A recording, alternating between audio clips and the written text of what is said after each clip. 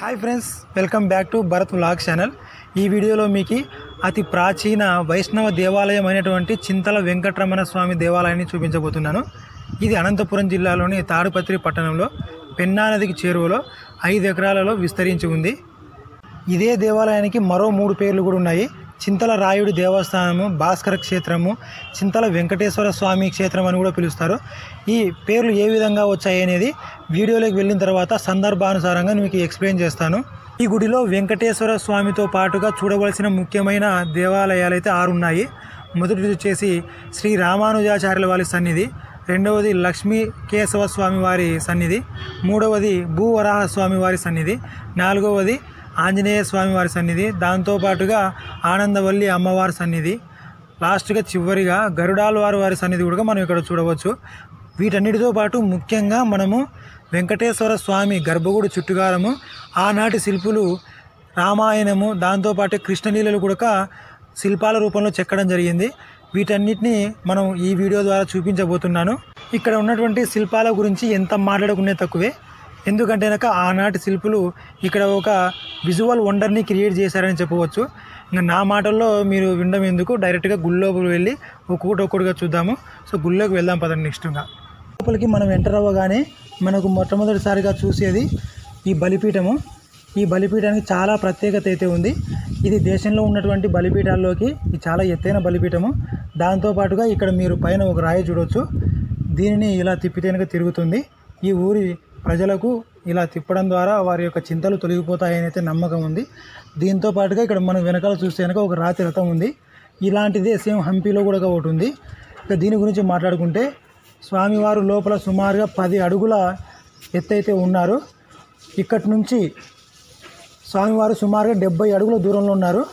ప్రతి సంవత్సరము ముక్కోటి ఏకాదశి తర్వాత వరుసగా 3 రోజుల పాటు సూర్యుని యొక్క కిరణాలు స్వామివారి పాదాల మీద పడతాయి. అది ఏ విధంగా ఉంటే కనుక ఇక్కడ చూస్తున్నటువంటి రంధ్రాల గుండా స్వామివారి పాదాల మీద అయితే కనుక సూర్యకిరణాలు పడడం జరుగుతుంది. అది చూడడానికి చాలా బాగా ఉంటుంది ఆ సన్నివేశము.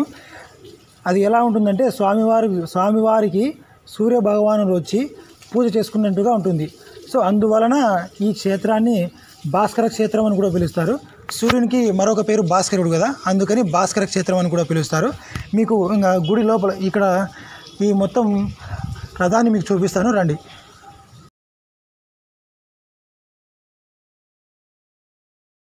రథం ముందర భాగం ఏ విధంగా కనిపిస్తుందో చూస్తున్నారు కదా. ఇక్కడ గరుడాల్వారి సన్నిధి అని రాసి ఉంది. లోపల గరుడ స్వామి వారు అయితే ఉన్నారు. ఇక్కడ మీరు దగ్గర నుంచి చూడవచ్చు. ఇక్కడ మనకు 2 రంధ్రాలు అయితే కనిపిస్తాయి. అదే రంధ్రాల ద్వారా 70 అడుగుల దూరంలో ఉన్నటువంటి స్వామివారి పాదాల మీద సూర్యకిరణాలు అయితే పడతాయి. మీరు ఇప్పుడు వెనకాల చూస్తున్నటువంటి మండపాన్ని రంగమండపము లేదా నృత్య మండపం అని పిలుస్తారు. ఇందులో ఈ మండపం మొత్తము 40 స్తంభాల మీద అయితే నిలబడి ఉంది. ఒక్కొక్క స్తంభం మీద ఒక్కొక్క శిల్పాలు అయితే చెక్కడం జరిగింది. రామాయణము, మహాభారతం సంబంధించిన శిల్పాలు అయితే కనుక మనం వీటిని పూర్తిగా చూడవచ్చు. మీరు ఇక్కడ చూస్తే కనుక ఇవి వరంగల్లో ఉన్నటువంటి 1000 స్తంభాల గుడిని ప్రతిబింబించేట్టుగా ఇక్కడ అయితే చెక్కడం జరిగింది. ఈ స్తంభం మీద 500 స్తంభాలు, ఈ స్తంభం మీద 500 స్తంభాలు. ఈ ఊరి జనాలకు అక్కడ ఉన్నటువంటి గుడి యొక్క మహత్యం తెలుసుకోవడం కోసం ఈ విధంగా ఇక్కడైతే కనుక 1000 స్తంభాలను అయితే కనుక ఇక్కడ ఏర్పాటు చేయడం జరిగింది.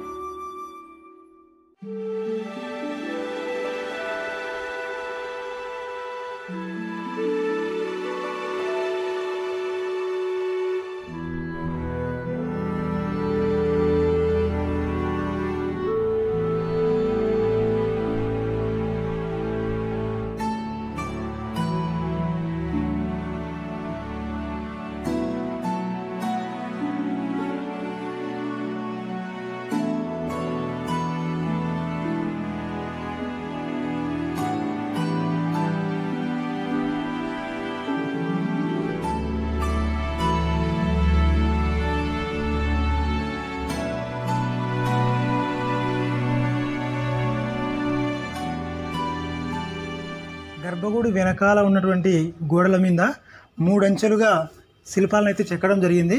కింద వరుసలో మనం బాలకాండం చూడవచ్చు, మధ్య వరుసలో సుందరకాండ, దానిపైన యుద్ధకాండను చూడవచ్చు. దాంతోపాటుగా గర్భగుడి ఎంట్రెన్స్కి ఒకవైపు అరణ్యకాండ, మరోవైపు కిష్కింధకాండం చూడవచ్చు. వీటన్నిటినీ ఈ వీడియోలో ఎక్స్ప్లెయిన్ చేయాలంటే కనుక ఈ వీడియో లెంత్ ఎక్కువ అవుతుంది కాబట్టి వీటికి సంబంధించి మాత్రమే నేను మరొక వీడియో అయితే చేయాలనుకుంటున్నాను. దాన్ని పార్ట్ 2గా అయితే చేయబోతున్నాను. సో ఈ వీడియో చూసిన తర్వాత పార్ట్ 2 వీడియో యొక్క లింకును కూడా డిస్క్రిప్షన్లో ఇస్తున్నాను. ఆ లింకుని క్లిక్ చేసి పార్ట్ 2 చూస్తే కనుక ఈ శిల్పాలకు సంబంధించి పూర్తి సమాచారం అందులో ఉంటుంది. ఇక్కడ నుంచి మనం నెక్స్ట్ ఆనందవల్లి అమ్మవారి దగ్గరికి అయితే వెళ్దాం. వెంకటేశ్వర స్వామి వారికి చింతల వెంకటరమణ స్వామి అని పేరుందని చెప్పినాను కదా, అది ఏ విధంగా వచ్చిందంటే కనుక భక్తుల యొక్క మనసులో ఉన్నటువంటి చింతలను పోగొట్టేవాడు కాబట్టి చింతల వెంకటరమణ స్వామి అనే పేరు అయితే వచ్చింది.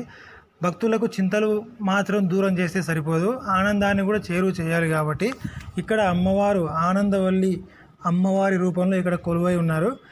మనకు సుఖం ఉంటే కనుక అది దుఃఖంతో ఎండ్ అయిపోతుంది, కానీ ఆనందానికి ఎండు లేదు కాబట్టి ఇక్కడ అమ్మవారు ఆనందాన్ని పంచే అమ్మవారిలాగా ఆనందవల్లిగా ఇక్కడ కొలువై ఉన్నారు. ఈ మండపము 16 స్తంభాల మీద అయితే కనుక నిలబడి ఉంది. ప్రతి ఒక్క స్తంభం మీద ఒక స్త్రీ శిల్పం అయితే ఉంది. ప్రతి ఒక్క స్త్రీ ఒక్కొక్క రీతిలో ఇక్కడ స్వాగతాన్ని పలుకుతున్నట్లుగా శిల్పాలను అయితే చెక్కినారు. ఇదే మండపంలో మనకు 3 అంచెలుగా ఉన్నటువంటి ఒక రాతి పుష్పం కూడా ఉంది. ఇప్పుడు దాన్ని నేను మీకు చూపిస్తాను. మీరు పైన చూస్తున్న 3 అంచెలుగా చెక్కబడినటువంటి రాతి పుష్పాన్ని చూస్తున్నారు. ఇది పూర్వము తిప్పడానికి అనువుగా ఒక తాడుని దాంతోపాటు ఒక కట్టెని కూడా ఇక్కడ అరేంజ్ చేసి ఉండేది.